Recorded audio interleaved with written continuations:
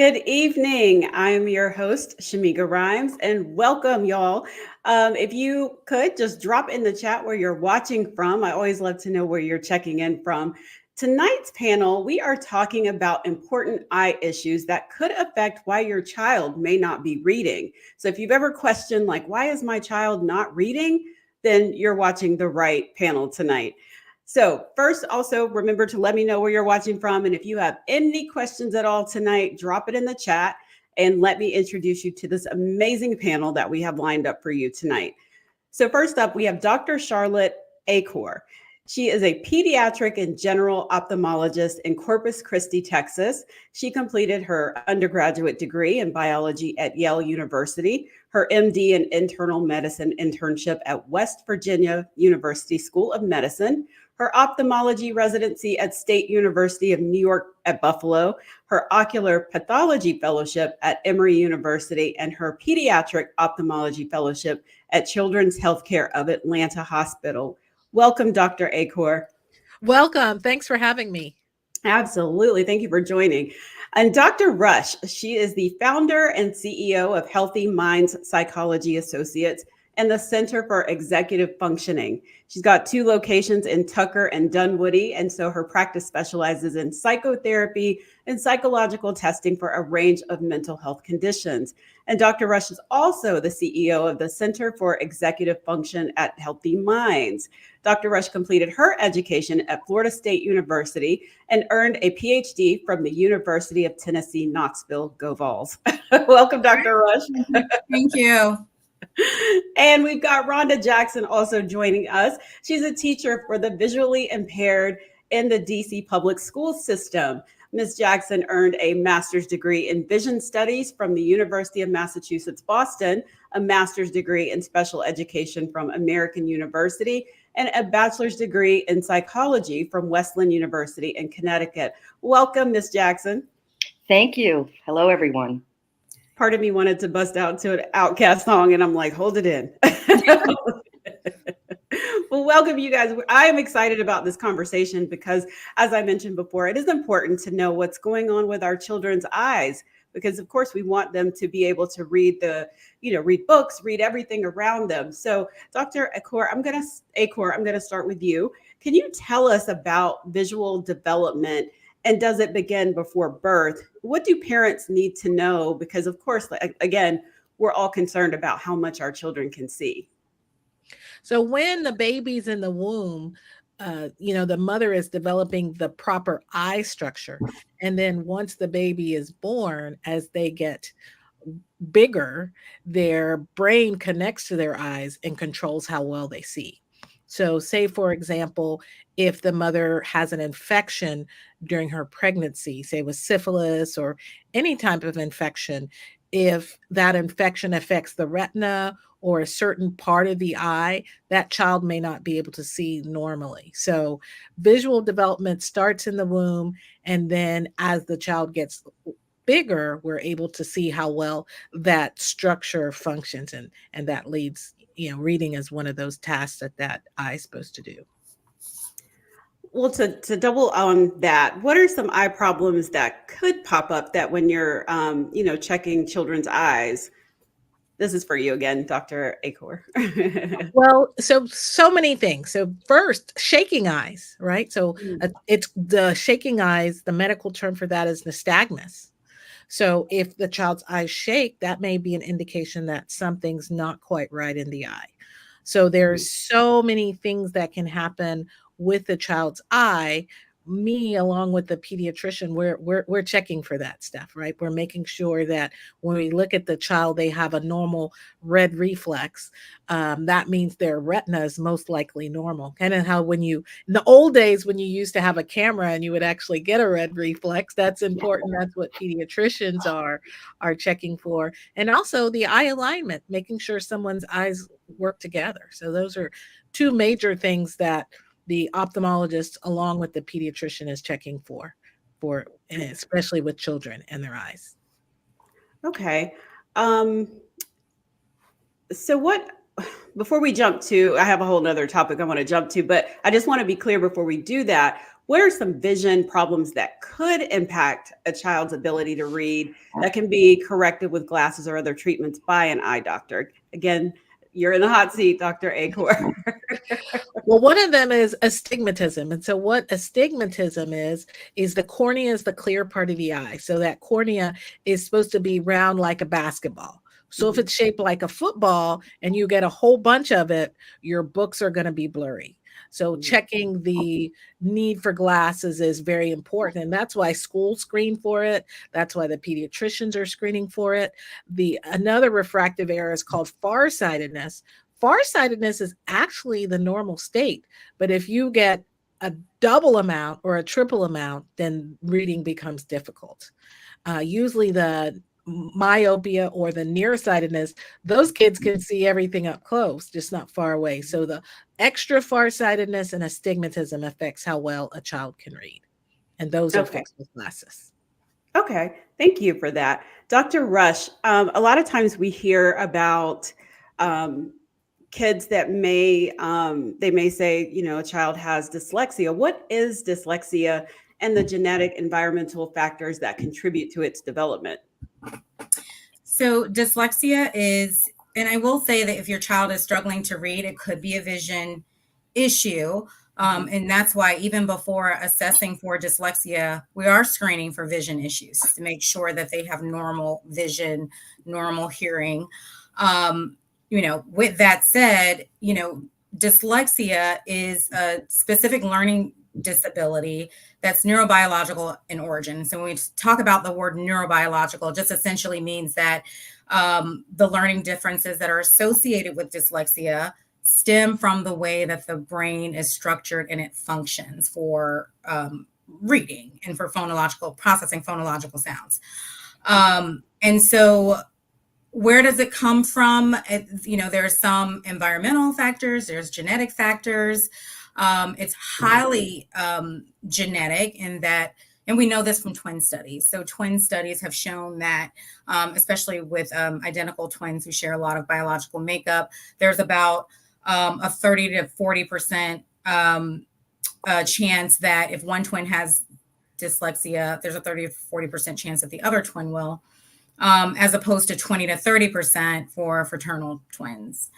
And there's also family studies that, also really speak to the, genetic factors involved in dyslexia, where if a parent, one parent has dyslexia, the child has a 40% chance of also having dyslexia. And so when you think about parents who are, I'm oftentimes meeting with parents and they're talking about their child and they are realizing that they also struggle with the same things. And so it's important to know that even if you don't have a formal diagnosis, if you also struggled in reading, because back in the day, a lot of our parents didn't, go and get these evaluations. I think we've, definitely come a long way now. We know a lot more. But if you did struggle, it could be an undiagnosed learning disorder, which, puts your child, at risk for that as well. And there's even brain neuroimaging studies where you can actually see the brains of those with dyslexia. It just looks, the structure and function is just very different for those areas that are specialized for language and language processing. And so that's the genetic piece of it. But then, I can also underscore the importance of environmental factors. And so, just having a print-rich environment, definitely have parents who read, use very vocabulary. Even if you're listening, to books, just having a print-rich home can really mitigate some of the, negative outcomes. Even if you are already predisposed to having dyslexia, if you have really solid education and a home environment that really, is rich in terms of literacy, those factors can really help. Okay, thank you. Well, I'm curious, Ms. Jackson, what do you see, as an instructor, teacher, educator, what is your role? And can you tell us about the children that you see? Sure. So I am a teacher for students who are visually impaired. And in that role, it varies depending on the child and their needs. I teach specific skills to kids, such as Braille, magnification, how to use their magnifiers. And I also conduct various assessments for students. And then the other thing is I work closely with teachers. So I need to work modifying materials when need be. So sometimes, as I said, with Braille, their curriculum needs to be Braille. And sometimes it's just a matter of magnification. But the other piece is a lot of times these teachers, their classrooms are very cluttered because they have no idea. Most of the kids that I work with are in a general education setting, even though they have special needs. They're in a general education setting and they do get mainstream for some of their classes. But teachers just don't, I mean, I know they want to make their classes pretty, but you've gone into a classroom where there's just so much stuff on the bulletin board and it's visually cluttered for our kiddos. The other piece is how is the furniture placed in the room? Because we don't want our kids bumping into things. And the lighting is also extremely important. A lot of times you go into a room and there's all this fluorescent light or it's actually kind of dark. So safety is very important. So those are some of the things, that I, as my role as a teacher for the visually impaired, and my caseload, my kids are blind, but they also have other impairments such as Down syndrome or autism or cerebral palsy, just to name a few. So. Okay, thank you. Dr. Rush, can you explain what are some of the early signs and developmental indicators of dyslexia at the various ages and how it affects a child's ability to read? It primarily affects the child's, it affects phonological processing, essentially. So that term is an umbrella term that basically refers to the ability to recognize sounds, individual sounds and words, to manipulate those sounds and words, to move those sounds in and out of words and to make new words. And so just being able to process those basic sounds of our language is really predictive of reading and spelling ability. And so some of the early signs, that would suggest that you might have trouble with that. Even as early as preschool, a lot of parents are, can you diagnose dyslexia in preschool?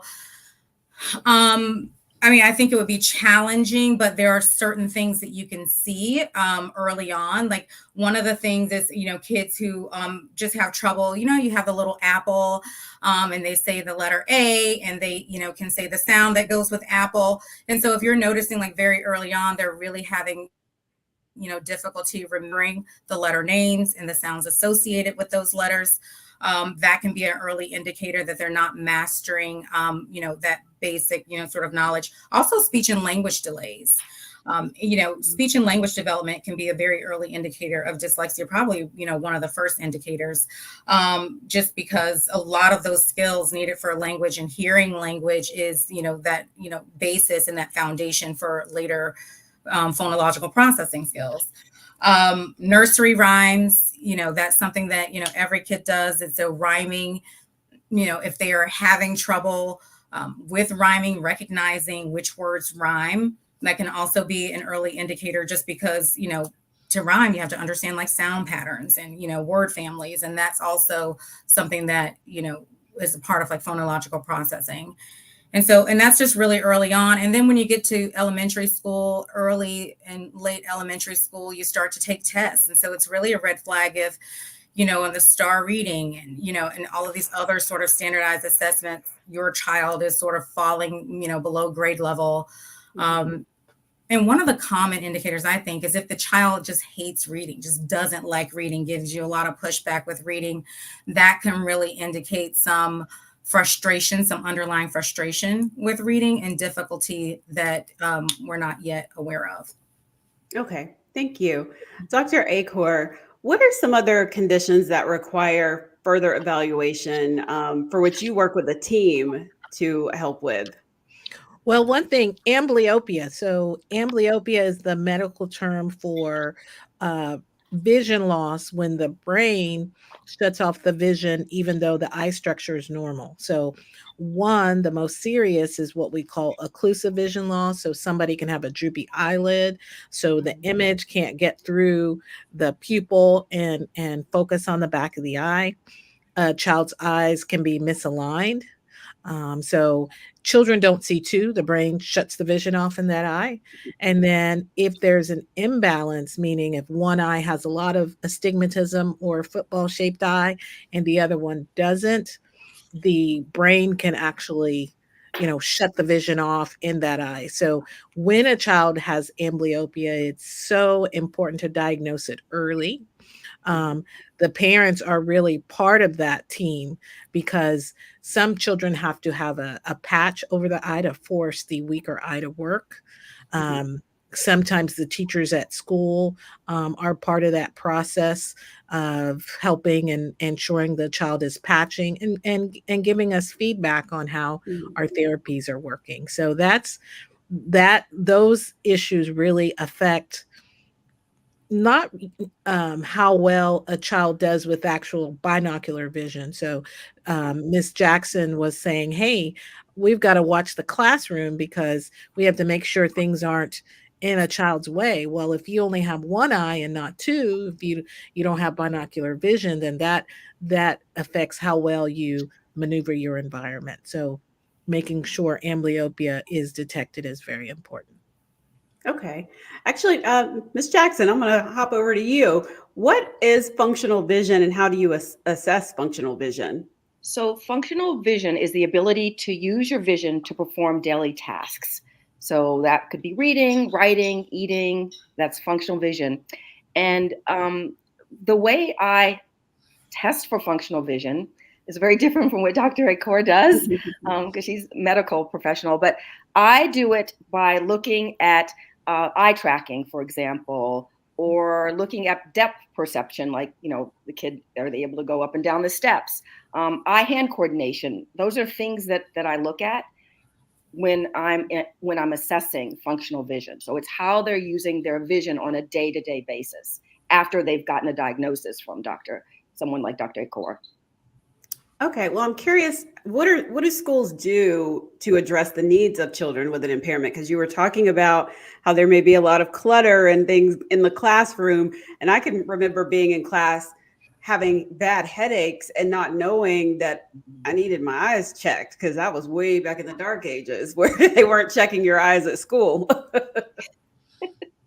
Yeah, so the way it works is we first have to have an eye report from a medical professional like Dr. Akor. And then after that, I do what's called a functional vision assessment. And we talked about what functional vision is. So I do that assessment. And then I meet with the team, the educational team. And together we say, okay, this kid has a visual impairment.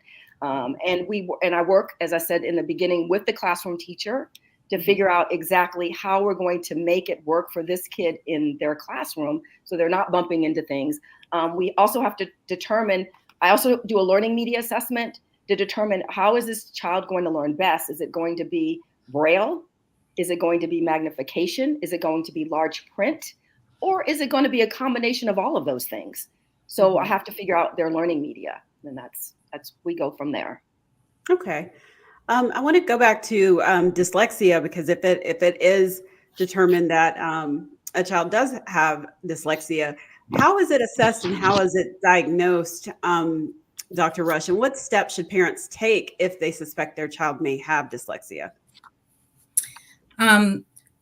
Good question. And I will say that a part of a larger comprehensive evaluation involves a lot of those pieces. So assessment of visual motor skills, so visual discrimination.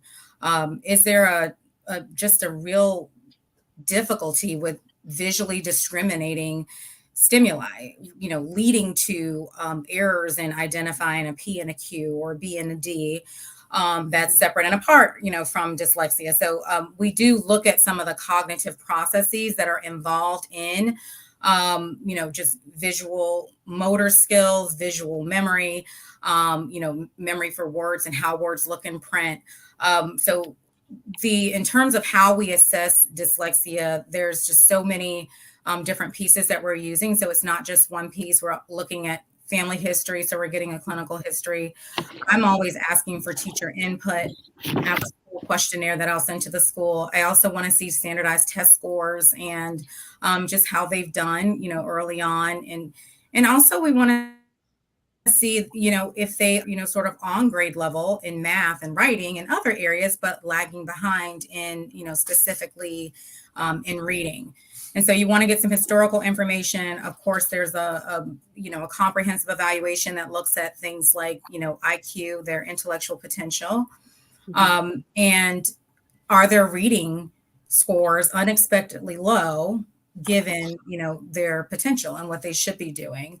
And so just all together, that information is compiled, and we look for a profile that is consistent with, weaknesses in reading, word reading, reading accuracy, reading fluency, spelling, and, some other language areas that would be suggestive of dyslexia.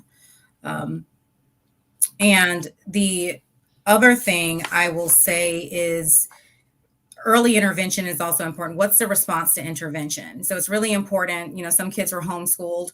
And so there's just a lot of different factors, and they just really didn't have the early, sort of exposure and identification. So sometimes the diagnosis is deferred, and, I want to see the results of, the response to intervention. Do they benefit from, multisensory reading intervention, or do those differences still persist? Thank you.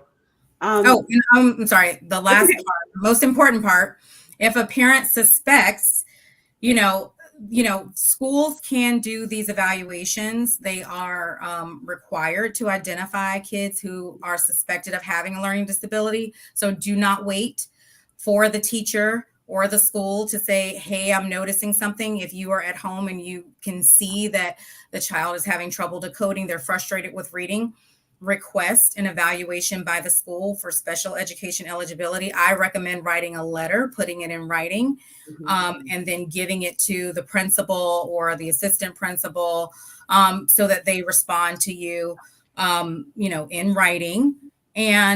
But you can also get an evaluation privately. Now, sometimes those evaluations can be very expensive, anywhere from $3,000 to $4,000, but there are a lot of places that take insurance. And you can sort of, explore options for a private psychologist to conduct evaluations using your insurance. And oftentimes it's, a faster option and a more comprehensive option.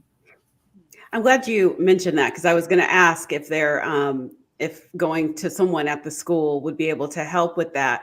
Would you suggest, I just thought of this, but would you suggest also maybe giving the school nurse a copy of that, and maybe a school counselor a copy of that same letter that you're giving to the principal and assistant principal? Well, the reason I say give to the principal and assistant principal, because Okay. the school has someone assigned to handle like these meetings. We call them student support team meetings here in Georgia. It's called something else, everywhere, but it's basically a team that gets together to identify kids who are struggling, and they do, anywhere from, 12 weeks or so of intervention, response to intervention. Well, the person that's identified to run that process is different at every school. Sometimes it's the counselor, sometimes it's a teacher with a free period, sometimes it's the assistant principal. If you can get it to the principal or the assistant principal, they would know who that person is. Okay. Thank you. Dr. Achor, can you tell us about convergent insufficiency? That's a mouthful. It's a vision problem. Yeah. So, so your eyes have to focus in when you read. Wow.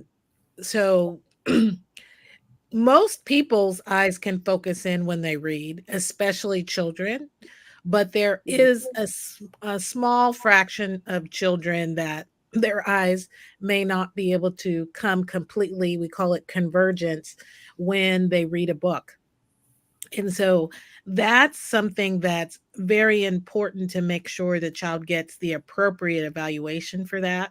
So the evaluation is having their visual acuity, their see how well they read the chart, but also there's some measurements on how their eyes turn in. So what has been in my experience is that children who have difficulty reading, instead of sometimes being diagnosed with dyslexia, which is often a more common cause of reading disability, they get diagnosed with convergence insufficiency, and they end up spending thousands of dollars not covered by insurance, and the problem, never really resolves. Hmm.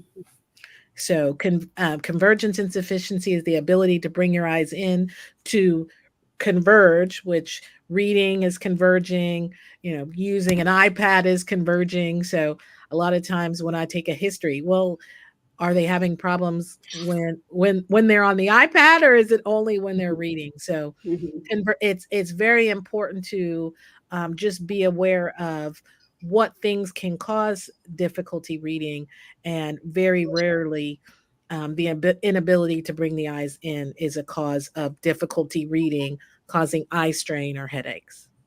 Okay. Just random question, but would you say that reading on an iPad or tablet for a child is more damaging in the long run than just having them pick up a regular old school textbook or book to read, or does it matter? No, it doesn't really matter, but I think most of the kids, they like to watch movies on their iPad. So, if they can watch the small little images on the phone, that means they're converging quite well. Okay, just checking. So you I get was looking for a reason to snatch a tablet. Miss Jackson, you kind of already answered this, but I want to just go back to you to talk a little bit about some of the other conditions that you may address in the schools, and to help children, and how do you also work with children that have these vision impairments? So, in terms of the different, like, macular degeneration, I and some other conditions might be stigmatism, and so there are various conditions. Glaucoma is another one that I see kids who have that, and retinopathy of prematurity, which is something that happens a lot of times at birth. I have a student right now who has that. So basically, once again, as I said, it just depends on the child. It depends on the condition, their age. Because two kids can have the same visual impairment, but they have different needs. Like, I may have somebody who has a visual field issue, and they might need Braille, and somebody else might just need large print. So it really does depend on the impairment. And like I said, they can have the same impairment. No two kids are exactly alike. Well, can you talk a little bit about CVI and how you work with children with this condition, Sure. both processing issues? Because, can you explain a little bit about that? So first of all, I just want to say what CVI is. CVI is a cerebral cortical visual impairment, and we call it CVI for short, and it's caused by damage or interruption to the brain's visual pathway and visual processing. So it's a visual processing issue. And I think a lot of people have heard of dyslexia, but they really don't know about CVI. I sort of think of it like putting together a jigsaw puzzle and you don't know what the end result should look like. And in preparing for this, I came across some statistics that I just want to share. I'm just going to read because it's easier to do that. CVI is the leading cause of childhood blindness and low vision. 1 in 30. The UK study shows there may be one child with CVI in every classroom. There are at least 180,000 kids with CVI in the US, and that's an underestimate. And CVI is alarmingly underdiagnosed. Less than 20% have a diagnosis. And this is coming from the CVI Center for Perkins School for the Blind.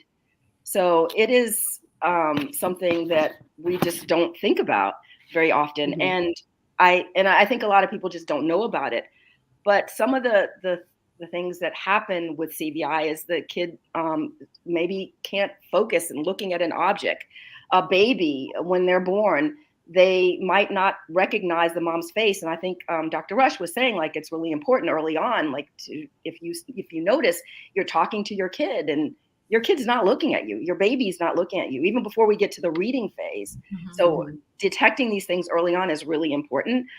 Visually tracking a moving object, eye-hand-foot coordination, using vision and other sensory inputs, light sensitivity. These are all things that we see. And even a lot of times kids they need visual breaks, because when you're having to use your eyes so much, you get tired. And I've seen kids have like meltdowns because it's a new situation, they're tired, and they just don't know what else to do.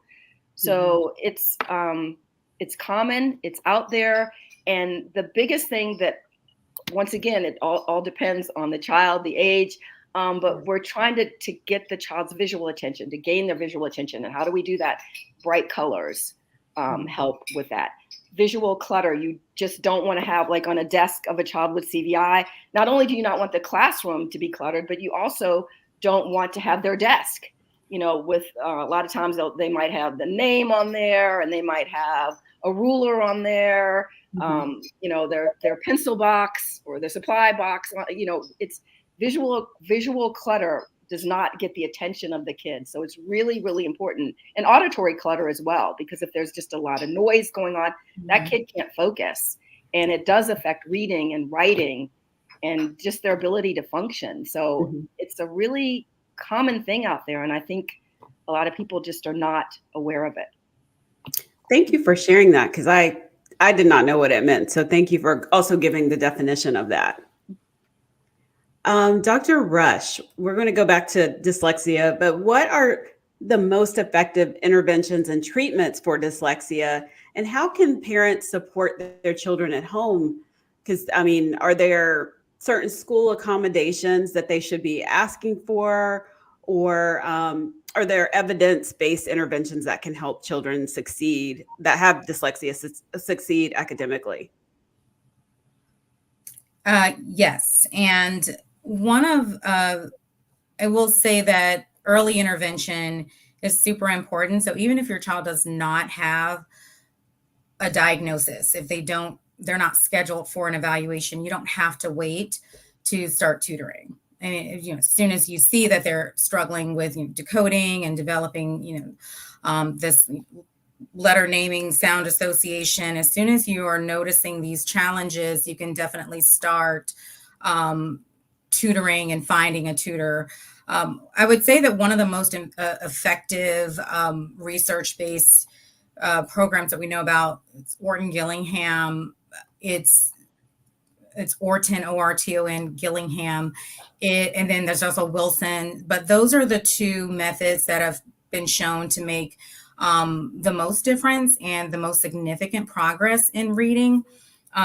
And some of the specialty schools, at least around in this area and other areas that specialize in dyslexia, will use that method. It's a multisensory approach, which really focuses on, seeing, see the word, how it, sounds, to you, and what it looks like when you're in the mirror, writing it in sand. There's all these, so you're basically using all different, sort of senses to, help to stabilize sort of these concepts in your head. And so Orton and Gillingham, there are also school accommodations. You often need a psychological evaluation and an IEP.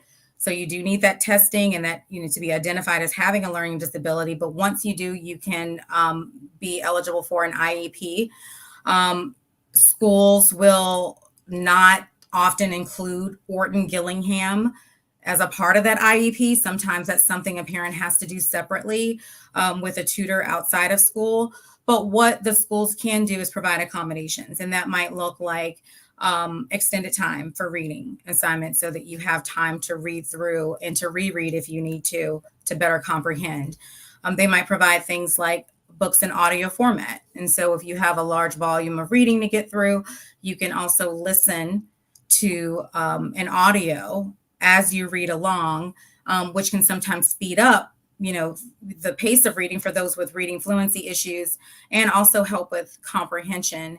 And then there's also other things like not counting off for spelling, because spelling is also highly associated with dyslexia, as well as foreign language. They may, for some of the same reasons you struggle in, reading in English, you will have, similar difficulties in acquiring another language. And so sometimes foreign language courses, you can, have a course substitution when there's a dyslexia diagnosis. Okay, thank you. Dr. Achor, how does an ophthalmologist work and support professionals like Dr. Rush and Ms. Jackson? Well, like Mrs. Jackson said, the in Texas we call it the Texas Vision Report. So they ask, what's their visual acuity? What can they see? What problem do they have? Do they have albinism? So albinism is lack of pigment on the retina. So that child may only be able to see the big E. So part of that Texas Vision Report describes exactly what condition the child has. Why can't they see? And even on the back page, it allows me to make recommendations. So the eyes aren't separate from the brain, or especially if a child is born prematurely. A lot of babies who are born extremely premature, they may have a brain bleed, right? So their brain never developed normally, right? They're not their IQ isn't 200, right? So it's not just the eyes, right? It's how the brain relates to the eyes in school. So some children have extreme visual disability. They, as Mrs. Jackson said, well, some child may have to have Braille. So when I fill out those vision reports for families, I said, well, your child's very intelligent. There is no brain compromise.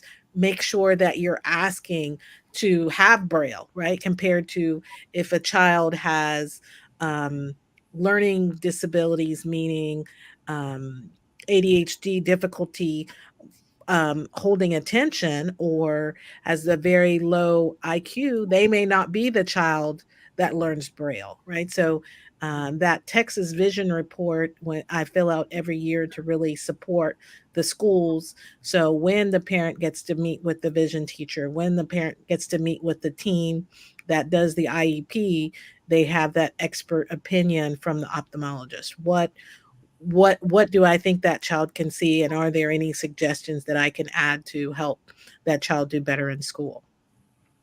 Okay. Well, if parents are concerned about their child's vision, Dr. Achor, where should they go? What should they do? Well, I wish everybody could go to a pediatric ophthalmologist, but I do encourage parents to make sure when they choose an eye care professional that their child is dilated. So dilation is actually when a child gets drops instilled in their eyes and their pupil gets very large, and it actually relaxes their accommodation.